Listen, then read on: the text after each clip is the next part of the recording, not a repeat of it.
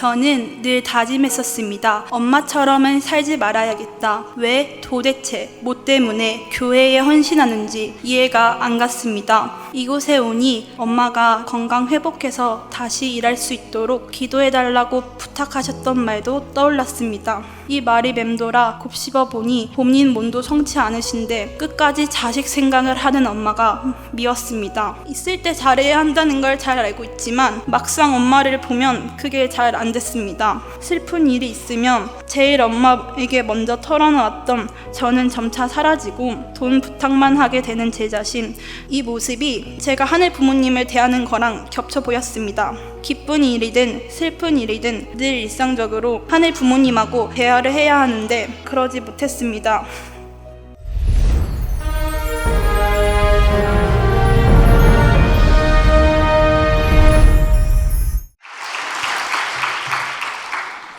안녕하세요. 저는 한국 대만 36만 쌍 가정 전봉기 료순의 가정의 이녀 중 장녀 전은수입니다. 저는 늘 다짐했었습니다. 엄마처럼은 살지 말아야겠다. 왜 도대체 뭐 때문에 교회에 헌신하는지 이해가 안 갔습니다. 엄마는 싱가포르, 대만, 한국과 축복 연결을 도와주시고 중국 분들을 전도하며 교회 일이며 망설임 없이 늘 나섰습니다.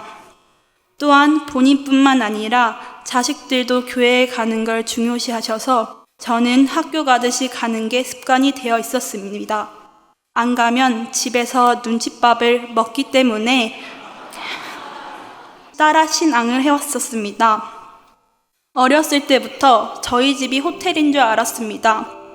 매번 엄마 손님들이 교회 일로 머물게 될 때면 제 방을 양보해야만 했습니다. 항상 엄마를 따라 신앙하던 저는 사춘기가 되자 방황했습니다. 제 마음속 뒤편에는 통일교회가 사이비는 아닐까? 기독교랑 어느 부분이 다르지? 천국은 가야 하는데 영계는 미지의 세계이므로 보험차로 교회를 다니자 라는 마음이 있었습니다. 그랬던 제가 이곳 40일 수련회에 오게 된 이유는 엄마의 건강, 동생 전도, 저의 학업, 미래에 대한 5만 가지의 고민이 있었기 때문입니다. 저희 엄마께서는 무조건 수련회 가서 천심한 정성을 들이면 해결된다고 하셨습니다. 그 당시 저는 입시가 막 끝났고 예비 합격을 기다리고 있는 중이라 너무나도 가기 싫었습니다. 엄마가 최후의 수단으로 40일 수련을 안 가면 레슨비를 안 내주신다는 단언을 하셨기에 어쩔 수 없이 오게 되었습니다. 이곳에 오니 저를 낳아주신 엄마 생각이 났습니다. 오기 전에 엄마가 청심원에서 엄마 건강 회복해서 다시 일할 수 있도록 기도해달라고 부탁하셨던 말도 떠올랐습니다. 이 말이 맴돌아 곱씹어 보니 본인 몸도 성치 않으신데 끝까지 자식 생각을 하는 엄마가 미웠습니다. 저는 엄마가 심장 쪽이 안 좋다는 것만 알고 여쭤봐도 병명도 제대로 알려주지 않으시고 나중에 엄마가 가면 어떻게 할 거야? 마음의 준비 단단히 해 라고 하셨을 때 그 말이 하염없이 눈물만 나게 했습니다. 있을 때 잘해야 한다는 걸 잘 알고 있지만 막상 엄마를 보면 그게 잘 안 됐습니다. 늘 일상생활을 조달되거나 슬픈 일이 있으면 제일 엄마에게 먼저 털어놓았던 저는 점차 사라지고 돈 부탁만 하게 되는 제 자신, 슬플 때 근처 공원에서 울다가 집에 들어가는 제 자신을 발견했습니다. 이 모습이 제가 하늘 부모님을 대하는 거랑 겹쳐 보였습니다. 기쁜 일이든 슬픈 일이든 늘 일상적으로 하늘 부모님하고 대화를 해야 하는데 저는 그러지 못했습니다. 돈이 필요해요. 이번 콩쿨에서 상 받게 해주세요. 대학 합격하게 해주세요. 등 너무 이기적이에게 필요할 때만 찾았습니다. 항상 우리를 위해 아낌없이 퍼주시는 하늘 부모님이신데 매사에 불평불만을 너무나 하고 살았습니다. 육신의 어머니한테도 마찬가지였습니다. 그런 제가 벌거벗은 마냥 부끄러웠습니다. 저는 최근에야 엄마가 대만에서 공직 일을 하셨고 주변 식구님의 국제축복 연결 등 식구님 일을 늘 자신의 일처럼 대하시고 저의 신앙생활을 포기하지 않으시고 이끄셨다는 걸 깨닫고 엄마의 삶이 이해가 됐습니다. 전에는 사람들이 눈물 흘리며 아버지, 어머니를 외치고 통성 기도를 하는 광경을 보면 신기해했었는데 저도 모르게 철야정성 천심원에서 어머니 말만 들으면 울컥하고 눈물이 나졌습니다.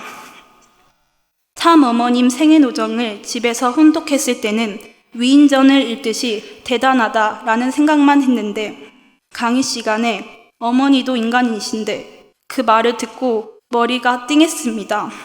그렇구나, 인간이셨지. 어떻게 이 험한 길을 헤쳐나오셨는지 말로는 표현할 수 없을 정도로 마음이 쓰라렸습니다. 먼저 육신의 어머니가 이해가 되니 참 어머님의 다짐, 삶이 심정적으로 와닿아 얼마나 외로우셨을까, 얼마나 인내하셨을까. 가엾은 하늘 부모님을 위해 참 부모님이 스스로 결심하고 캄캄한 어둠 속에서 길을 개척하신 걸 알게 되었습니다.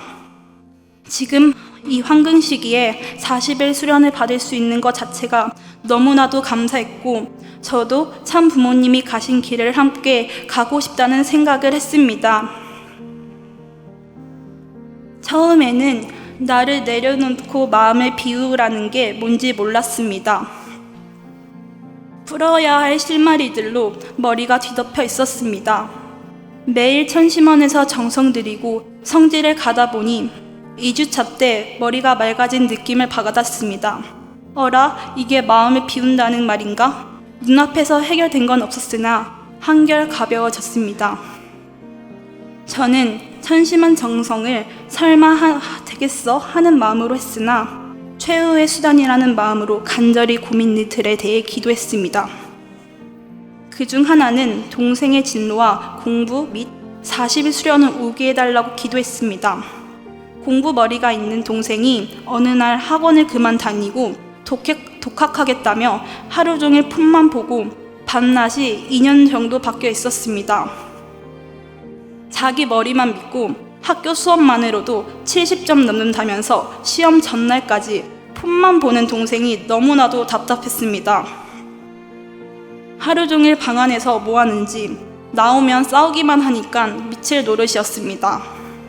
그런데 저번 주 일요일에 엄마한테 전화하면서 슬쩍 동생 뭐하고 있냐고 물어보자 글쎄 폰을 엄마께 반납하고 공부를 하고 있다고 하셨습니다. 저는 바로 거짓말하지 말라고 했습니다.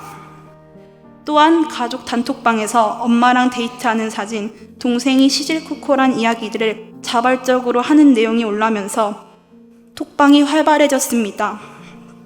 믿을 수 없는 일이 연속으로 생기니 너무나도 놀라웠습니다. 여러분, 천심원에서 간절히 정성을 들이면 반드시 이루어집니다.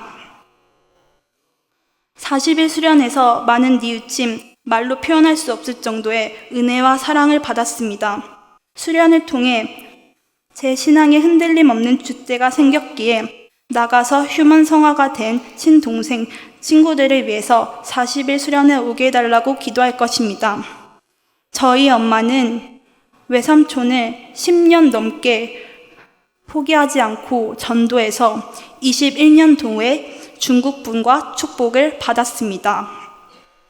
그런 엄마가 대단하고 자랑스럽고 저도 모르게 그런 엄마를 닮아가는 나를 보게 되었습니다. 저에겐 꿈이 있습니다.